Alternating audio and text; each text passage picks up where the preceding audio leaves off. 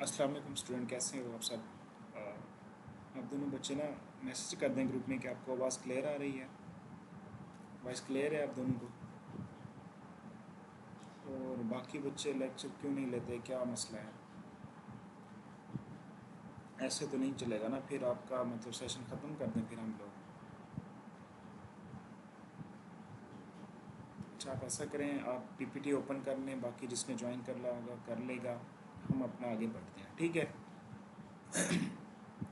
PPT जो unit 4 है ना, वो आप ओपन कर लें। इसमें हमने पढ़ना है प्रिवेंशन, कंसेप्ट ऑफ प्रिवेंशन और कंट्रोल।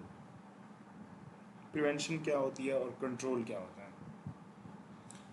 आप में से कौन मुझे बताएगा कि प्रिवेंशन क्या होती है। प्रिवेंशन किसको कहते हैं बेटा।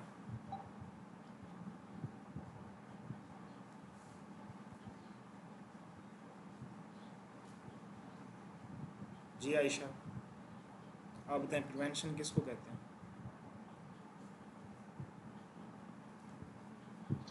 सर किसी भी पॉइंट से बचने के लिए या किसी भी चीज से बचने के लिए जो स्टॉपिंग एक्ट्स होते हैं। अच्छा, लेवल ऑफ प्रिवेंशन कितने हैं।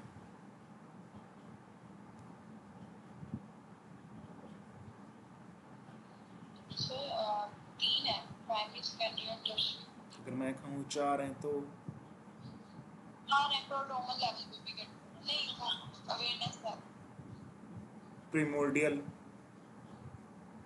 प्रीमोर्डियल। जी सर। तो हमने इनको मतलब आगे इंटरवेंशन देखनी है हर लेवल के अंदर, फिर कंसेप्ट और डिजीज़ कंट्रोल क्या होता है, इरेडिकेशन क्या होती है, इसको हमने देखना है। हेल्थ क्या होती है आप सबको पता है, डिजीज़ क्या होती है इसकी डेफिनेशन आप सबको आती है, प्रिवेंशन क्या है। जो एपिडेमियोलॉजी का गोल है और कम्युनिटी और पब्लिक हेल्थ का, वो ये है हेल्थ को प्रमोट करना है, प्रिजर्व करना है और रीस्टोर करना है। कब, जब ये इम्पेयर्ड हो या सफरिंग हो और कम करनी है और डिस्ट्रेस हो, इन कंडीशन में हेल्थ को प्रमोट करना है, प्रिजर्व करना है और रिस्टोर करना है। इस गोल के ऊपर जो काम कर रहे हैं, जो वर्ड यूज़ किया जाता है वो प्रिवेंशन का किया जाता है। अब डेफिनेशन क्या है, the action of stopping something from happening और राइजिंग। कोई ऐसी चीज़ वाक़ई होने वाली है या राइज होने वाली है, उसको ख़त्म रोकने का जो एक्शन होता है उसको कहते हैं प्रिवेंशन। इस एक्शन का एम क्या होता है, प्रिवेंशन का मकसद क्या होता है, वो ये होता है कि हमने क्या करना है, डिसेबिलिटी या डिजीज़ जो है उसको इरेडिकेट करना है या एलिमिनेट करना है। ठीक है, इरेडिकेट क्या होता है, एलिमिनेट क्या होता है, ये हम आगे पढ़ेंगे। If none of these are feasible, अगर ये मतलब फिजिबल नहीं हो तो फिर हम क्या करते हैं, जो डिजीज़ जो डिसेबिलिटी प्रोग्रेस कर रही है उसको हमने क्या करना होता है, रिटार्ड करना होता है, रिकवर करना होता है, उसको कम करना होता है। जो जो प्रिवेंशन का कंसेप्ट है, इसकी जो बेस्ट डेफिनेशन बनेगी इस कंटेक्स्ट ऑफ लेवल की बेस पे वो ये होगी कि इसके 3 लेवल हैं, प्राइमरी, सेकेंडरी और टर्शरी, और 4th लेवल भी है जिसको प्रीमोर्डियल प्रिवेंशन भी कहते हैं, जो बाद में ऐड हुआ था। तो कुछ इस तरह डिटर्मिनेंट्स भी हैं। एक सक्सेसफुल जो प्रिवेंशन होती है उसके कुछ डिटर्मिनेंट्स होते हैं, वो किसके ऊपर डिपेंड करती है, क्या फैक्टर्स हैं जहाँ एक सक्सेसफुल प्रिवेंशन हो। एक तो आपको नॉलेज ऑफ काजेशन हो, काजेशन काज कैसे हो रही है डिजीज़ का उसका नॉलेज होना चाहिए। डायनामिक ऑफ ट्रांसमिशन हो, आपको पता होना चाहिए कि साइकिल क्या है, स्प्रेड कैसे हो रही है, ट्रांसमिट कैसे हो रही है, डायनामिक्स का पता होना चाहिए। फिर आपको ये क्या करेगी, आइडेंटिफाई हो केशन रिस्क फैक्टर्स और रिस्क ग्रुप्स कितने हैं। उसके बाद आपके पास प्रोफाइलैक्टिक ड्रग हो, अर्ली डिटेक्शन और ट्रीटमेंट मेयर्स आपके पास होने चाहिए। आपकी जो ऑर्गेनाइजेशन है वो आपको ये मेयर्स अप्रोप्रिएट तरीके से अप्लाई करने की इजाज़त दे, अलाउ करे। उसके बाद आप अपने प्रोसीजर, जितने भी आपने प्रोसीजर अप्लाई करते हो उनको डिवेल्प करो और उनको कंटिन्यूसली इवेलुएट करते रहो। जब कंटिन्यूसली इवेलुएट करते रहोगे तो इस तरह न्यू प्रोसीजर जो है ना वो डिवेल्प होंगे। तो ये सारे क्या हैं, डिटर्मिनेंट्स हैं एक सक्सेसफुल प्रिवेंशन के। क्या, नॉलेज ऑफ कॉजेशन हो, डायनामिक ऑफ ट्रांसमिशन हो, आइडेंटिफिकेशन हो आपको रिस्क फैक्टर रिस्क ग्रुप्स की, और आपके पास प्रोफाइलैक्टिक और अर्ली डिटेक्शन और ट्रीटमेंट मेयर्स अवेलेबल होने चाहिए आपकी ऑर्गेनाइजेशन के लिए। अप्लाई और जो मेयर्स आप अप्रोप्रिएट है आपके पर्सन या ग्रुप्स के लिए वो आपको अप्लाई करने के अलाउ करे। कंटिन्यूसली इवेलुएट करते रहना है। आपने जो प्रिवेंशन दे रहे हो, जो गाइडलाइन यूज़ कर रहे हो, जो प्रोसीजर यूज़ कर रहे हो, और न्यू प्रोसीजर जो है ना वो डेवलप करने हैं और अप्लाई करने हैं। ठीक है, इस तरह प्रिवेंटेबल काज ऑफ डिजीज़ जो है ना, इसके ऊपर एक मॉडल है, बीइंग्स मॉडल।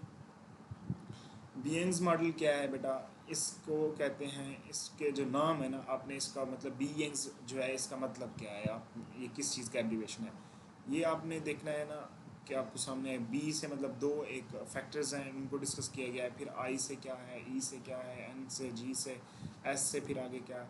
अब बीइंग्स मॉडल के अंदर वो कहते हैं कि biological factor, behavioural factor, environmental factor, immunologic factor, nutritional factor, genetic factor, ये सारे फैक्टर्स वो कहता है जब भी कोई डिज़ीज़ होती है तो जब हमने उसको प्रिवेंट करना होता है, उसको काज से बचाना होता है, किसी भी डिज़ीज़ की काज को बचना होता है, उससे इरेडिकेट करना होता है, एलिमिनेट करना होता है, तो तब ये बीइंग्स मॉडल हमारी हेल्प करता है। ये सारे फैक्टर जो बीइंग्स मॉडल के अंदर आते हैं, इनके ऊपर हम काम करते हैं।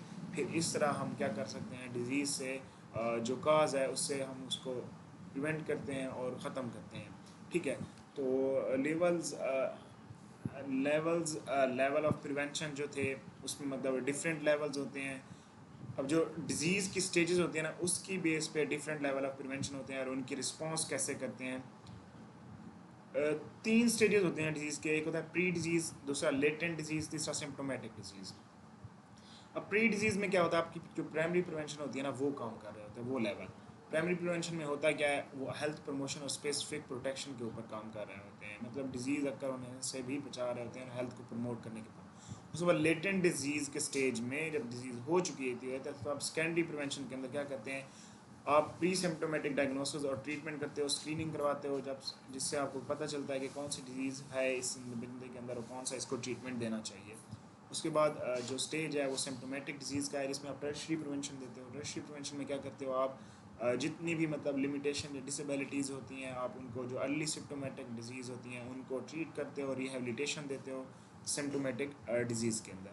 तो आपको पता है ये कुछ 4 लेवल ऑफ प्रिवेंशन है, एक है और क्वार्टरनरी जो प्रिवेंशन है ये भी ऐड हुआ है। तो हम इनको सबको लेवल्स को 1 बाय 1 डिस्कस करेंगे, और आपको ये ऑलरेडी आते भी हैं तो इसलिए थोड़ा सा मैं स्पीड से पढ़ाऊँगा। फिर हम ना ऐसा करेंगे आगे एक और भी पढ़ लेंगे। ठीक है, आगे बेटा प्रीमोर्डियल प्रिवेंशन। प्रीमोर्डियल प्रिवेंशन में कैसे होती है, इसमें क्या एक्शंस और क्या मेजरमेंट ली जाती हैं। इसमें जो रिस्क फैक्टर किसी भी इन्वायरमेंट में लाइक इकोनॉमिक या सोशल या बिहेवियरल कंडीशन या कल्चरल पैटर्न ऑफ लिविंग, कोई भी जो रिस्क फैक्टर्स है किसी भी डिजीज़ का, उसको इनहिबिट करने के लिए जो एक्ट किया जाता है या मेजरमेंट की जाती हैं, एक्शन लिए जाते हैं, उस एक्शन को प्रीमोर्डियल प्रिवेंशन कहते हैं।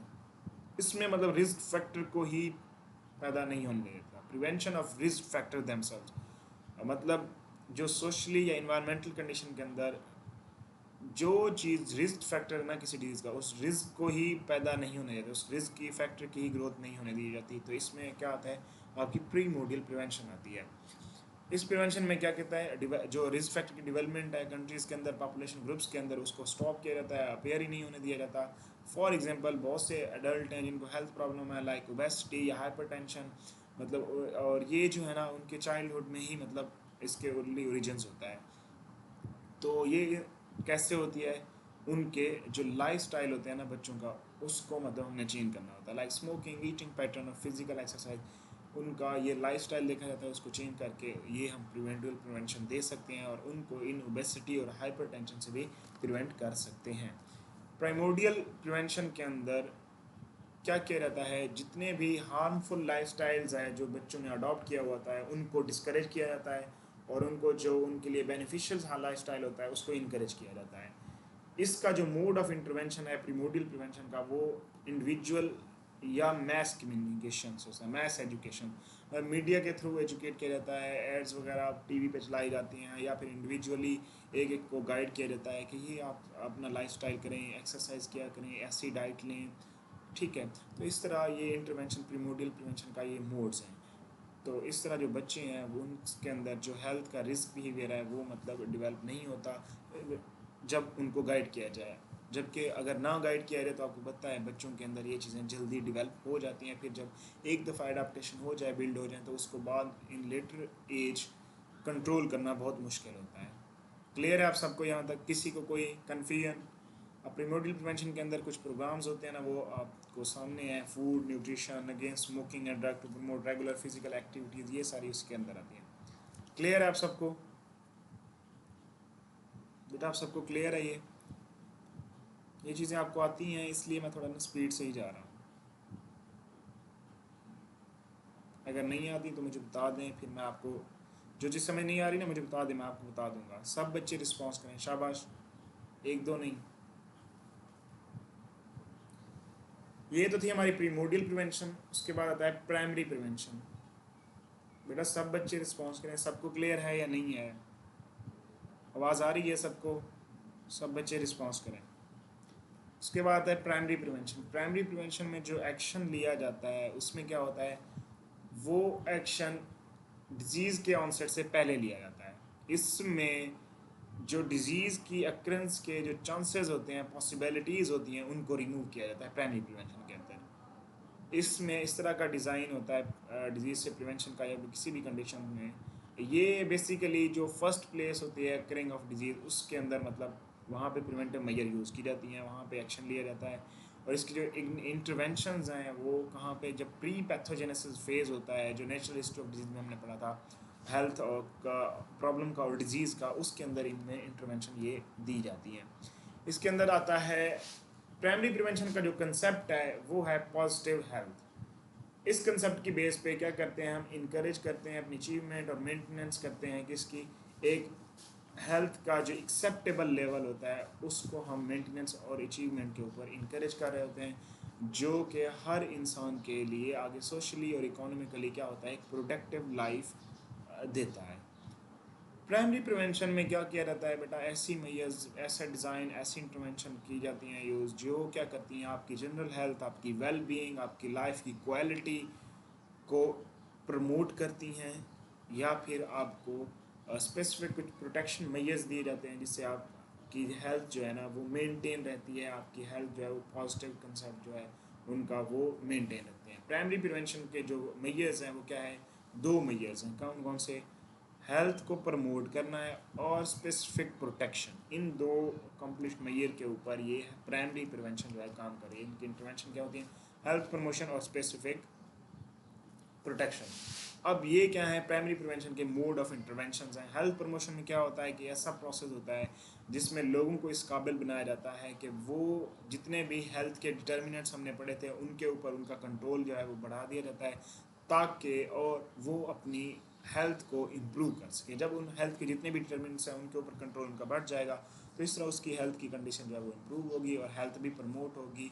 और ये directed against any particular disease, ये किसी पार्टिकुलर डिजीज़ के अगेंस्ट नहीं होता, बल्कि ये जनरली हेल्थ प्रमोशन जो है ना ये इसके ऊपर काम किया जाता है, जो इंटरवेंशन यूज़ की जाती है। ठीक है। स्पेसिफिक प्रोटेक्शन में क्या होता है, ये डायरेक्ट होता है किसी स्पेसिफिक डिजीज़ के अगेंस्ट हम एक स्पेसिफिक प्रोटेक्शन यूज़ करते हैं। लाइक कोरोना वायरस आ गया तो उसके अगेंस्ट जो हम प्रोटेक्शन वगैरह यूज़ करते हैं, तो ये सारी चीज़ें किस में आती हैं, स्पेसिफिक प्रोटेक्शन के अंदर आती हैं। तो प्राइमरी प्रिवेंशन किसके ऊपर काम कर रहा है बेटा, दो कंसेप्ट कौन कौन से हैं, टाइप करके बताएं, शाबाश। सब बच्चे टाइप करके बताएं मुझे कि प्राइमरी प्रिवेंशन में कौन कौन से दो कंसेप्ट हैं।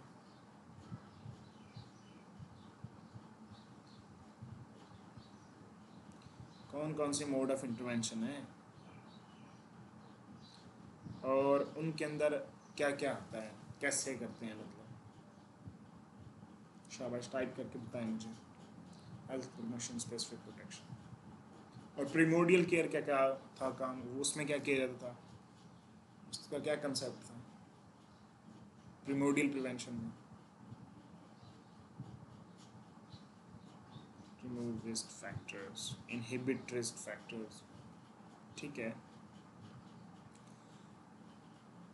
अब हेल्थ जो प्रिवेंशन है ना, इसमें हेल्थ को प्रमोट कैसे किया जाता है, आप एक तो हेल्थ एजुकेशन देते हो, इन्वायरमेंट मॉडिफाई करते हो, न्यूट्रिशनल इंटरवेंशन बताते हो, लाइफस्टाइल उनके बिहेवियर के अंदर चेंजेस ला के आप हेल्थ प्रमोट कर सकते हो। एक बंदा है उसको क्या करो, आप एजुकेशन दो हेल्थ से रिलेटेड, उसको इन्वायरमेंट इस तरह का प्रोवाइड करो, उसकी डाइट का ख्याल रखो, उसका लाइफस्टाइल चेंज कर दो, तो उसकी हेल्थ ऑटोमेटिकली प्रमोट हो जाएगी।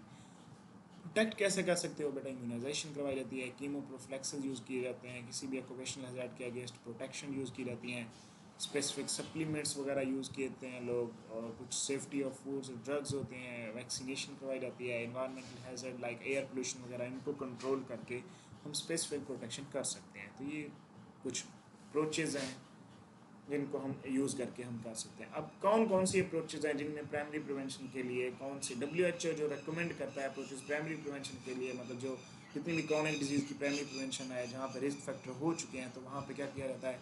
एक तो पॉपुलेशन स्ट्रेटजी मतलब मैस स्ट्रेटजी यूज़ की जाती है, उसके बाद दूसरी हाई रिस्क स्ट्रेटजी यूज़ की जाती है। अब पॉपुलेशन या मैस स्ट्रेटजी क्या है? इसमें जितनी भी होल पॉपुलेशन है रिस्पेक्टिव मतलब इंडिविजुअल रिस्क लेवल की बजाय पूरा होल जो पॉपुलेशन है ना उसके ऊपर काम किया जाता है। फॉर एग्जांपल इसमें ये होता है कि जो एवरेज ब्लड प्रेशर है या जो कोलेस्ट्रॉल सीरम कोलेस्ट्रॉल लेवल है किसी भी पॉपुलेशन का, एक बंदे का नहीं पॉपुलेशन का, तो उसके अंदर मतलब आपने क्या करनी है, एक रिडक्शन लानी है, कम करना है उसको, ताकि जब कोलेस्ट्रॉल लेवल और ब्लड प्रेशर जो लेवल का नॉर्मल होगा, रिड्यूस होगा, तो लोगों में जो कार्डियोवास्कुलर डिजीज़ का इंसिडेंस है वो भी क्या होगा, लार्जली रिड्यूस होगा। तो इस तरह ये मैथ स्ट्रेटजी हमने यूज़ करनी है। तो पॉपुलेशन अप्रोच जो है वो डायरेक्टेड होती है किसके, आपके किन डिटर्मिनेंट्स पे, आपके सोशियो इकोनॉमिक बिहेवियर और लाइफ स्टाइल चेंजेस के ऊपर ये डायरेक्टेड काम कर रही होती है डायरेक्टली। उसके बाद हाई रिस्क स्ट्रेटजी में क्या होता है, इसका एम ये होता है हाई रिस्क स्ट्रेटजी का कि प्रिवेंटिव केयर देना इंडिविजुअल बेस पे। जो बंदा एक अकेला एक पर्सन एक इंडिविजुअल एक स्पेसिफिक जो स्पेशल रिस्क पे हो उसको प्रिवेंटिव केयर देना। इसमें डिटेक्शन की जाती है इंडिविजुअल की जो हाई रिस्क पे होता है, फिर उसको क्लिनिकल मेथड यूज़ करके ऑप्टिमम लेवल पे उसको मतलब केयर प्रोवाइड की जाती है। तो ये हाई रिस्क स्ट्रेटजी पे ये इंडिविजुअल बेस पे होती है, और पॉपुलेशन जो मैथ स्ट्रेटजी वो पूरी होल पॉपुलेशन के ऊपर की जाती है। ठीक है, तो ये आपके साथ था प्राइमरी प्रिवेंशन। उसके बाद है सेकेंडरी प्रिवेंशन। बेटा ये पूरा का पूरा जो प्रिवेंशन का है ना, लेवल ऑफ प्रिवेंशन बहुत इंपॉर्टेंट है और ये एग्जाम में मोस्टली पूछे जाते हैं। ठीक है, सेकेंडरी प्रिवेंशन में वो एक्शन और वो मेजर लिए जाते हैं जिसमें डिजीज़ की प्रोग्रेस को रोका जाता है।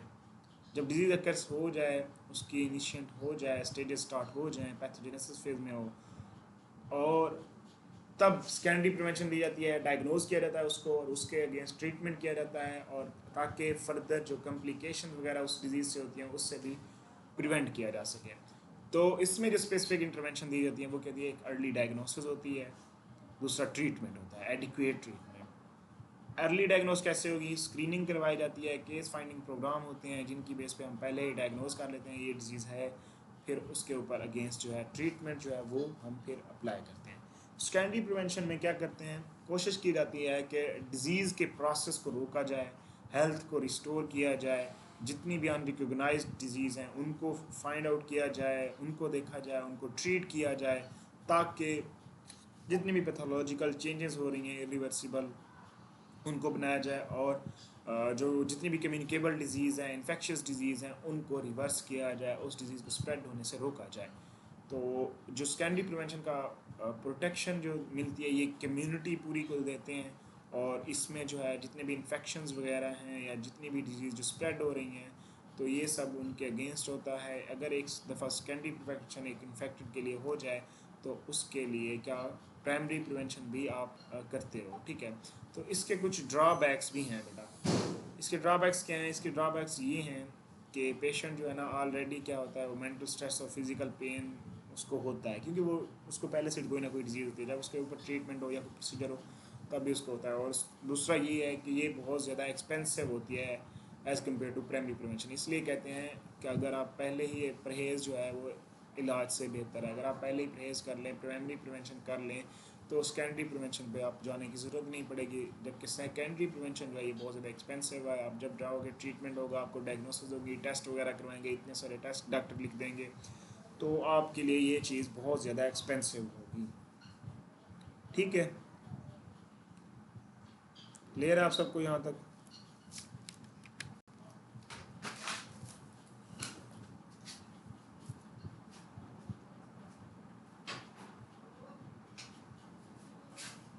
क्लियर है आप सबको? यहाँ तक किसी को कोई मसला?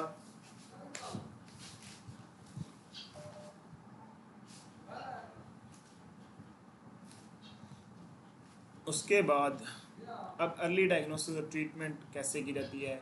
WHO की एक्सपर्ट कमेटी 1973 में बैठी और उन्होंने अर्ली पहले ही डिटेक्ट किया हेल्थ डिसऑर्डर को, और जितनी भी डिस्टर्बेंस थी डिटेक्शन उनको डिटेक्ट किया।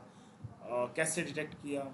हीमोस्टैटिक और कंपनसेटरी मैकेनिज़्म, जितने भी मैकेनिज़्म बायोकेमिकल या मॉर्फोलॉजिकल जितने भी फंक्शनल चेंजेस होती हैं उनको चेक करते हैं। जब भी हम क्या करते हैं टेस्ट वगैरह करवाते हैं तो उन सब में टेस्ट में हम यही देख लेते हैं, ABGs टेस्ट हो गया, ब्लड टेस्ट हो गया, यूरिन टेस्ट हो गया, उन सब में हम यही चीज़ें बायोकेमिकल चेंजेस क्या है, कंपनसेटरी मैकेनिज्म, साइन सिम्टम्स क्या आ रहे हैं, फंक्शनल चेंजेस क्या आ रही हैं, तो ये सारी अर्ली डायग्नोसिस में आते हैं। तो इस तरह हम क्या करते हैं डिजीज़ को अर्ली डायग्नोज करते हैं। फिर जब हमें डायग्नोज हो जाए अच्छे से, फिर हम उसको अच्छे से ट्रीट कर सकते हैं और उस केस की जो प्रोग्नोसिस होती है उसको हम बेटर कर सकते हैं और डिज़ीज़ की प्रोग्नोसिस को कम करते हैं। इस तरह हम उनको प्रिवेंट कर सकते हैं। आगे बेटा आती है टर्शरी प्रिवेंशन। ठीक है, अब टर्शरी प्रिवेंशन में क्या होता है? टर्शरी प्रिवेंशन में बेटा ये तब एक्शन लिया जाता है जब डिज़ीज़ जो है प्रोसेस कर चुकी हो और उसकी लेट पैथोजेनेसिस जो स्टेज है ना वो चल रही हो, तब ये लिया जाता है। ठीक है, क्लियर है सबको?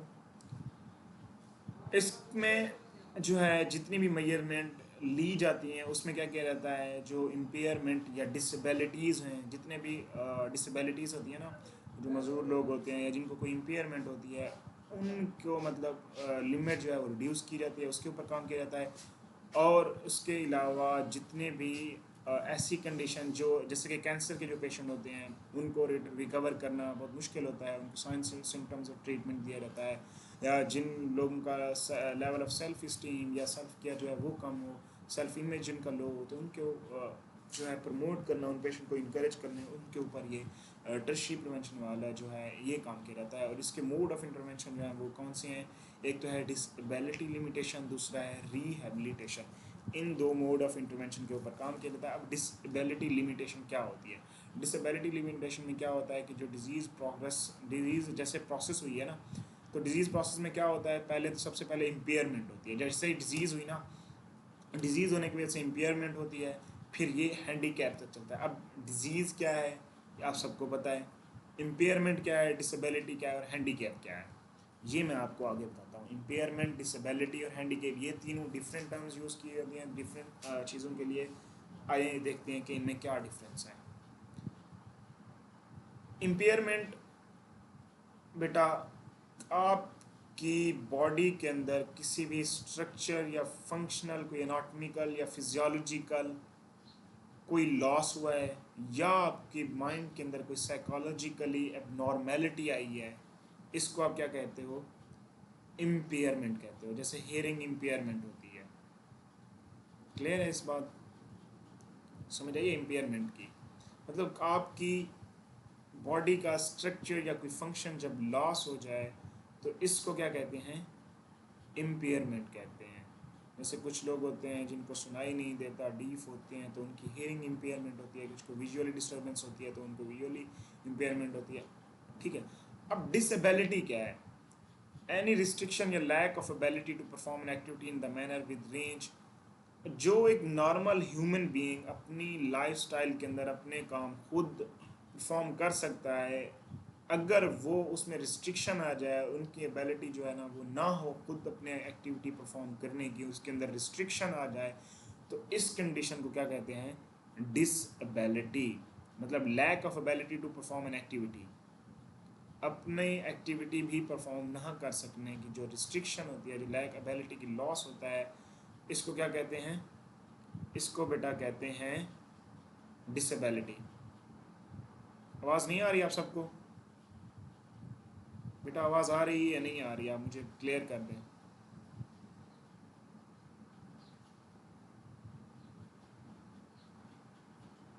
बेटा आवाज़ आ रही है?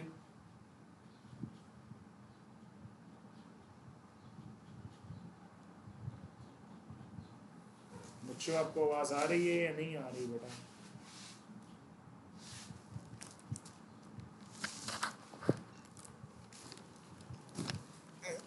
सब बच्चे रिस्पॉन्स करें। वॉइस क्लियर है आप सबको?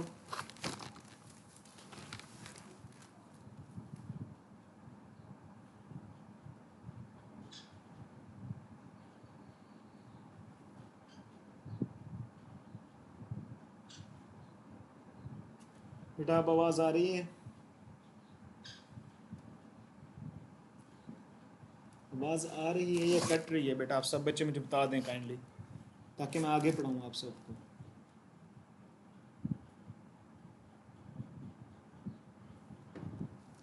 आवाज़ नहीं आ रही? अब भी नहीं आ रही आप लोगों को? अब तो आ रही है ना कि नहीं?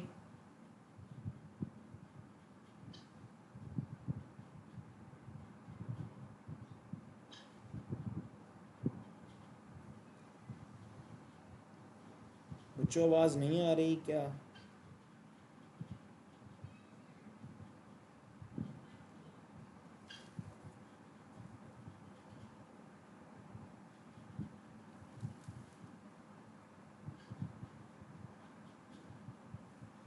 एक्चुअली नेटवर्क इशू है तो थोड़ा सा वेट कर।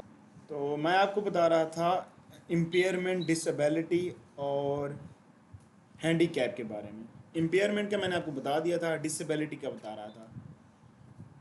इम्पेयरमेंट क्लियर है आप सबको या नहीं? आप मुझे ये बताएं पहले, या अगेन बताऊं?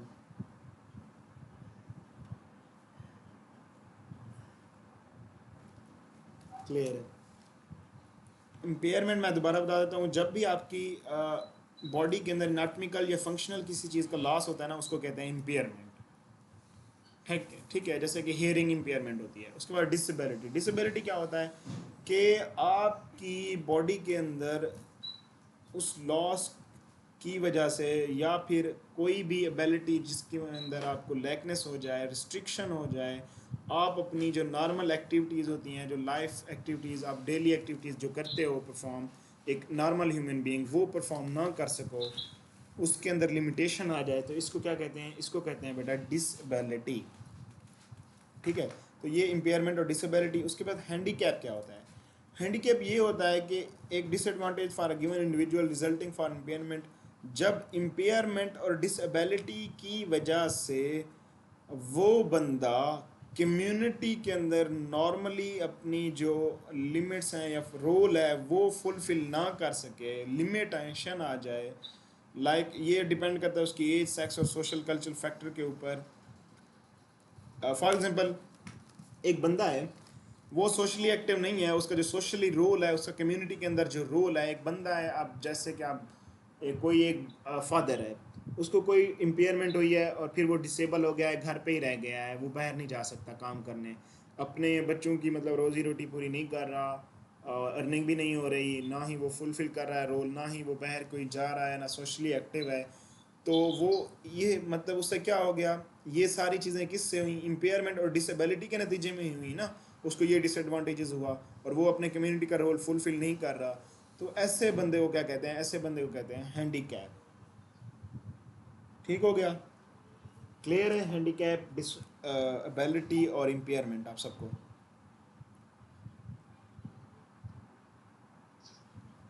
बेटा अपना माइक जो है ना वो म्यूट कर दें, मुझे मैसेज पे बता दें। क्लियर है आप सबको?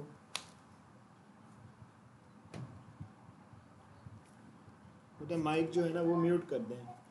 कशमाला नूर अपना माइक जो है वो म्यूट कर दें। आपको आवाज़ आ रही है कशमाला? अपना माइक जो है ना वो म्यूट कर दें। ठीक है, आगे है बेटा रिहेबिलिटेशन। रिहेबिलिटेशन क्या होता है? रिहेबिलिटेशन में जो एक इंडिविजुअल का highest possible level of functional ability होती है ना, उसको रिटेन करने के लिए, उसको रिकवर करने के लिए, उसको वैसे जैसे एक नॉर्मल बंदा अपने फंक्शनिंग के एबिलिटी परफॉर्म करता है, उनको एक हाईएस्ट लेवल पे लेके आने के लिए, एक कोई बीमार बंदा है ना, उसके लेवल को आपने इम्प्रूव करना है। कोई बंदा ब्लाइंड है, कोई बंदा चल नहीं सकता, या किसी को न्यूरोलॉजिकल डिसऑर्डर है, उसको कैसे इम्प्रूव करेंगे आप? वोकेशनल मैयर ट्रेनिंग दे के, एजुकेशन दे के, सोशल मीडिया के यूज़ करके और मेडिसिन यूज़ करके जो ये कंबाइन और कोऑर्डिनेशन यूज़ है किन चीज़ों का, medical, social, educational, vocational measures of training का, इन सब की कम्बिनेशन से आप उसके जो लेवल ऑफ फंक्शनिंग है उसको हाईएस्ट बनाते हो किसी भी या रिटेन करते हो।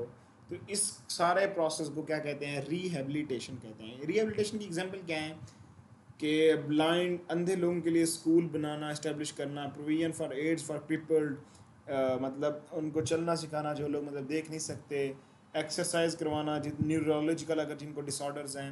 तो रिहेबिलिटेशन के अंदर ना डिफरेंट प्रोग्राम, डिफरेंट अप्रोचेज़ हैं। लाइक मेडिकल रिहेबिलिटेशन होती है, वोकेशनल रिहेबिलिटेशन होती है, सोशल होती है और साइकोलॉजिकल होती है। चार मेन जो है ना रिहेबिलिटेशन की अप्रोचेज़ में आती हैं। टाइप्स भी आप कह सकते हो इनको, कौन कौन सी, मेडिकल, वोकेशनल, सोशल और साइकोलॉजिकल। मेडिकल रिहेबिलिटेशन में क्या होता है कि फंक्शन जो है ना वो रिस्टोर किया जाता है, बॉडी के फंक्शन। और वोकेशनल में क्या होता है, जो आपकी अर्निंग की जो कैपेसिटी होती है, मतलब आपको ट्रेनिंग दी जाती है कि आपने कैसे अर्न करना है, वो सिखाया जाता है। लाइक आपको टेलर या इस तरह की कोई स्ट्रेटजीज मतलब ये सिखाई जाती हैं, ड्राइंग वगैरह, मतलब जिससे आपको क्या हो, अर्निंग हो, इस तरह के काम। सोशली रिहेबिलिटेशन क्या है कि आपको फैमिली और सोशल रिलेशनशिप रिस्टोर किया जाता है। आपको ऐसा इन्वायरमेंट दिया जाता है जिसमें आप क्या होते हो, सोशली एक्टिव होते हो, दोस्त बनाते हो।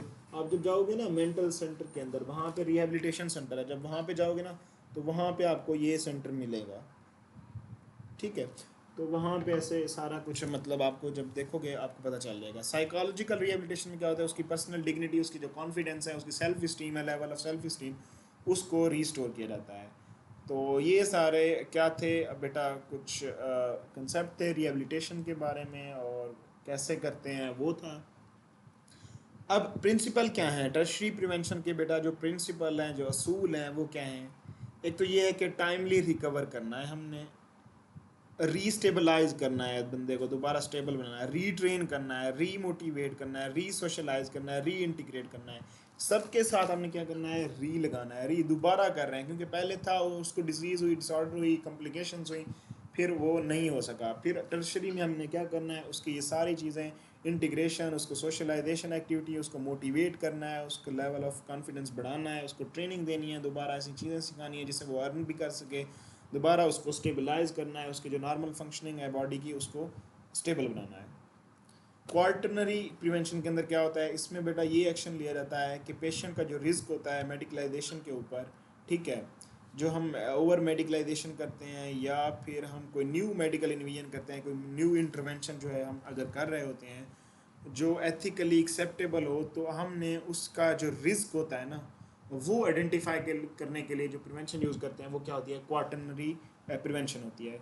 इसमें क्या होता है कि हेल्थ एक्टिविटीज़ का सेट होता है, उनको बनाया जाता है, फिर जितने भी अननेसेसरी कंसिक्वेंसेस होते हैं उनसे बचने के लिए, और कुछ एक्सेसिव इंटरवेंशन की जाती हैं हेल्थ सिस्टम के ऊपर न्यूली, जो कि आपको मतलब न्यूली आप कोई चीज़, न्यू मेडिसन या प्रोग्राम जो है वो कंडक्ट करते हो, फिर उनका रिस्क देखते हो, उससे बचने के लिए आप प्रिवेंशन जो करते हो वो क्वार्टरली प्रिवेंशन के अंदर आती हैं, ठीक है। अब इसके अंदर क्या क्या intervention type in quarterly prevention में क्या है बेटा। एक तो आप do not mistake risk factor with disease. आपने मतलब हेल्थ केयर जितने प्रोफेशनल होते हैं वो उनको पता होता है कि उनके डिसीजन की वजह से कितने सारे कंसिक्वेंसेस आने चाहिए, हो सकते हैं। और क्वार्टरली प्रिवेंशन में फिर उनके लिए अगेंस्ट वो क्लिनिकल प्रैक्टिस के दौरान इंटरवेंशन भी, मतलब प्रिवेंटिव इंटरवेंशन जो आती है वो भी दे रहे होते हैं।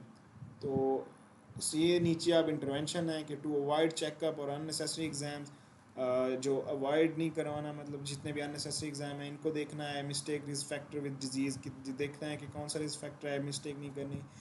टेक्निकल इंटरवेंशन जो हेल्थ केयर में उनसे अवॉइड, ये सारी चीज़ें क्या हैं, ये कंसिक्वेंसेस होते हैं, या जब वो डिसीजन लेते हैं तो उनके ऊपर, उनके अगेंस्ट कौन से रिस्क फैक्टर हैं उनके ऊपर ये काम होता है सारा, ठीक है। तो ये डिफरेंट स्टेजेस फॉर स्ट्रेटजीज़ हैं प्रिवेंशन के लिए। क्या क्या स्ट्रेटजीज़ हैं, सबसे पहले तो असेसमेंट करते हैं, फिर उसके बाद इंटरवेंशन करते हैं। अब असेसमेंट में क्या करते हैं, असेसमेंट में बेटा आइडेंटिफाई करते हैं सबसे पहले वो पॉपुलेशन जो हाई रिस्क पे होती है, जिसको जो डिजीज़ के हाई रिस्क पे होती है। कोई भी फैमिली, कोई भी फैक्टर्स, कोई भी कम्युनिटी जो हाई रिस्क पे हो उसको आइडेंटिफाई किया जाता है।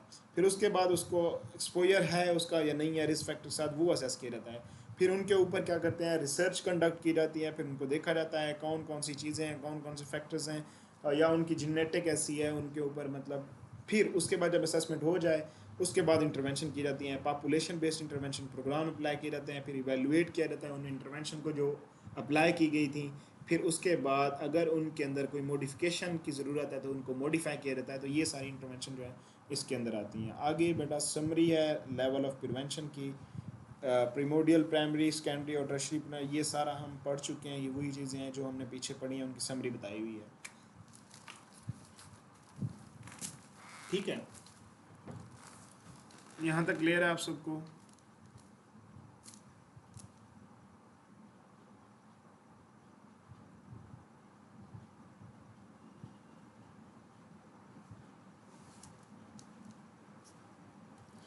बेटा जो क्वार्टनी प्रिवेंशन जो है ना, इसका जो एम है वो है जितनी भी मतलब हार्म या एक्सेसिव या इनअप्रोप्रिएट मेडिकल इंटरवेंशन है ना, उनसे प्रिवेंट करना है। इनका ये एम है, ये मोड है।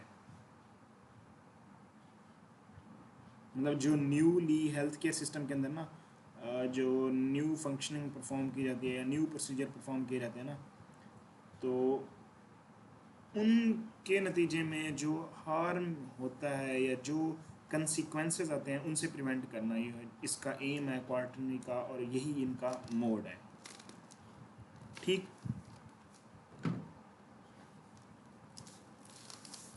कंट्रोल। अब कंट्रोल क्या होता है? कंट्रोल का मतलब है जो डिजीज़ प्रोग्रेस कर रही है उसको क्या करना है, हमने उसकी प्रोग्रेस को रिड्यूस करना है। क्या क्या चीज़ें रिड्यूस करेंगे तो डिज़ीज़ की स्प्रेड और डिज़ीज़ जो है उसकी प्रोग्नोसिस जो है वो कम होगी। एक तो डिज़ीज़ का इंसिडेंस, वो हमने कम करना है कंट्रोल के अंदर। कंट्रोल में हम ये ऑपरेशन करते हैं। इंसिडेंस डिज़ीज़ का कम करना है, कैसे होगा? डिज़ीज़ की ड्यूरेशन जो है, जितने भी रिस्क ऑफ ट्रांसमिशन चीज़ें हैं, रिस्क फैक्टर्स हैं, वो कम करने हैं कंट्रोल में। ये कंट्रोल में आ रही हैं चीज़ें। इन्फेक्शन की वजह से जो इफ़ेक्ट हो रहे हैं फिज़िकली या साइकोलॉजिकली, जितनी भी कॉम्प्लिकेशंस होती हैं, इनको कम करना है। फाइनेंशियल बर्डन जो कम्युनिटी के ऊपर है, इसको कम करके हम डिज़ीज़ को कंट्रोल कर सकते हैं। कुछ पब्लिक हेल्थ अप्रोचेज़ हैं जो डिज़ीज़ के कंट्रोल के लिए काम करती हैं। वो अप्रोचेज़ कैसे काम करती हैं? वो एक साइक्लिक वे में काम करती हैं। इटरेटिव जो प्रोसेस होता है उसके ऊपर, एक साइक्लिक प्रोसेस में क्या सबसे पहले वो देखती हैं पब्लिक हेल्थ, जितने भी पब्लिक हेल्थ अप्रोचेज़ हैं या एनजीओज़ हैं, वो क्या करती हैं? सबसे पहले प्रॉब्लम को फाइंड आउट करती हैं, वो डिफ़ाइन करती हैं। ये प्रॉब्लम डिफ़ाइन करते हैं, उसकी कॉस्ट देखते हैं, उसकी मॉर्बिडिटी और उसकी मॉर्टेलिटी देखते हैं। फिर उस प्रॉब्लम का वो रिस्क फैक्टर जो होता है उसको आइडेंटिफाई करते हैं, कौन सा रिस्क फैक्टर है, कौन सा हेल्थ डिटर्मिनेंट्स है जो इस प्रॉब्लम का सबब बन रहा है। फिर उसके अगेंस्ट इंटरवेंशन करते हैं, फिर अपनी इवेल्युएट करते हैं उन इंटरवेंशन को जो उन्होंने दी होती हैं। अब कंट्रोल एक्टिविटीज़ फोकस, जो कंट्रोल एक्टिविटीज़ जितनी भी होती हैं उनका फोकस जो होता है वो प्राइमरी प्रिवेंशन, सेकेंडरी प्रिवेंशन पे होता है ज़्यादातर, और दोनों पे भी होता है। अब हम देखते हैं कंट्रोल क्या है, एलिमिनेशन क्या है, इरेडिकेशन क्या है, एक्सटिंक्शन क्या है, जो कि मैंने आपको पहले बताया था कि हम आगे पढ़ेंगे। कंट्रोल, जिसके मैंने आपको पहले बताया कि इसमें पब्लिक हेल्थ जो सेंटर होते हैं, जो पुलिसीज़ बनाते हैं, इंटरवेंशन पुलिसीज़, वो क्या करती हैं? जितनी भी सर्कुलेशन होती है इन्फेक्शियस एजेंट की या डिजीज़ जो स्प्रेड हो रही होती हैं स्पॉन्टेनियसली, जिनकी वजह से बिहेवियरल चेंजेस आती हैं या प्रोटेक्शन जो है वो नहीं हो रही होती, उनको जो रिस्ट्रिक्ट करने का काम, रोकना जो है, वो कंट्रोल में आता है। ठीक है, ऐसी इंटरवेंशन जो इन इन्फेक्शियस डिजीज़ के एजेंट के सर्कुलेशन को रिस्ट्रिक्ट करती है, वो क्या करती है? कंट्रोल। एलिमिनेशन क्या है? Elimination, reduction to zero incidence of space. कोई भी डिजीज़ है, किसी भी एक डिफाइंड, एक स्पेसिफिक, एक डिफाइंड जियोग्राफिक एरिया के अंदर क्या करना है आपने? कोई अगर स्पेसिफिक डिजीज़ है उसको बिल्कुल ज़ीरो पे ले आना, ख़त्म कर देना, सिरे से ही ख़त्म कर देना, उजाड़ देना। मतलब ऐसे समझ लें कि आप उस वहाँ पे जो केस है उस डिज़ीज़ का उस एरिया में, वो बिल्कुल ज़ीरो हो जाए, आए ना न्यू केस। इस तरह की एफर्ट करना जो कहते हैं, जो आप एफर्ट करते हो उसके नतीजे में जब ज़ीरो केस हो जाए, मतलब इंसिडेंस हो ही नहीं रहा, न्यू केस आ ही नहीं रहा, तो इसको कहते हैं आप एलिमिनेशन। एलिमिनेशन कहते हैं। ठीक है, इरेडिकेशन क्या है? इरेडिकेशन ये है बेटा कि इन्फेक्शियस एजेंट है ना, आप उसको ही क्या कर दो, ख़त्म कर दो सिरे से ही, ताकि जो डिजीज़ है वो आगे ट्रांसमिट ही ना हो, इन्फेक्शन जो फैल रहा है वो आगे ट्रांसमिट ना हो। जब आप किसी इन्फेक्शियस एजेंट को क्या करते हो, एक्सट्रीमिनेट कर देते हो। ठीक है, तो ये किस में आता है आपका, इरेडिकेशन में आता है। उसमें एलिमिनेशन में मतलब कोई केस ही नहीं आता उस डिजीज़ से रिलेटेड, और ये एक स्पेसिफिक जियोग्राफिक एरिया के अंदर होती है। ठीक है, जबकि एलिमिनेशन इरेडिकेशन में क्या है, आप उस इन्फेक्शियस एजेंट की जो ट्रांसमिशन है ना उसको आप टर्मिनेट करते हो, ख़त्म करते हो। एक्सटिंक्शन में क्या है, आप स्पेसिफिक इन्फेक्शियस जो एजेंट होता है, कोई भी जो लॉन्गरली एग्जिस्ट कर रहा होता है नेचर के अंदर या लेबॉर्ट्री के अंदर, उसको कहते हैं उसकी एक्सटिंक्शन। वो मतलब वहाँ पे रह रहा हो जहाँ पे कोई भी स्पेसिफिक इन्फेक्शन, उसको कहते हैं एक्सटिंक्शन। क्लियर। अब डिजीज़ एलिमिनेशन आपको पता चल गया है कि कंट्रोल और इरेडिकेशन के बिटवीन जो कंसेप्ट है ये एक इंटरमीडिएट गोल होता है, और इसका मतलब क्या होता है कि एक रीजनल बेस पे एक स्पेसिफिक जियोग्राफिक एरिया पे एलिमिनेट करना किसी डिजीज़ को। अब एलिमिनेशन का जो टर्म यूज़ की जाती है इसमें क्या होता है कि जितनी भी डिजीज़ की ट्रांसमिशन है उसको इंटरप्ट करना। For example measles, polio, diphtheria, जो जितने भी जियोग्राफिकल लार्ज जियोग्राफिकल एरियाज़ हैं उसको वहाँ पे एलिमिनेट किया गया है। पोलियो ऑलमोस्ट अब जो है वो एलिमिनेशन हो गया है, मीज़ल्स को भी एलिमिनेट किया गया है। अब इनके जो न्यू केसेस हैं वो नहीं आ रहे। मतलब एक रीजनल जो एलिमिनेशन होती है ना उसको कहते हैं। ठीक हो गया। अब इरेडिकेशन क्या है बेटा, इरेडिकेशन है कि जड़ से ही उखाड़ देना किसी चीज़ को। मतलब जो रिस्क फैक्टर्स है उसकी ट्रांसमिशन, इन्फेक्शियस एजेंट, उसको ही सर्विलियंस के थ्रू सर्वे करके पता चला कि उसको इन्फेक्शियस एजेंट को ही सिरे से जड़ से ख़त्म कर देना इरेडिकेशन कहलाता है। इरेडिकेशन एक एब्सोल्यूट प्रोसेस है बेटा। सब जितने भी मतलब इसके रिस्क फैक्टर्स होते हैं उस डिज़ीज़ से रिलेटेड वो उसको सिरे से ख़त्म कर दिया जाता है पूरी दुनिया के अंदर। फिर वो जो एजेंट है, जो डिज़ीज़ की, वो जो डिज़ीज़ की पॉपुलेशन है वो फिर एग्जिस्ट ही नहीं कर रही होती। ठीक है, तो ये है इरेडिकेशन। जैसे कि स्मॉल पॉक्स कभी के आया था तो उसको सिरे से ही क्या कर दिया, इरेडिकेट कर दिया। आगे ये फ्रेमवर्क है, ये आप देख लीजिएगा। अब इन्फेक्शियस डिजीज़ को कंट्रोल करने के लिए 4 C's जो है ना उनके ऊपर काम किया जाता है। ठीक है,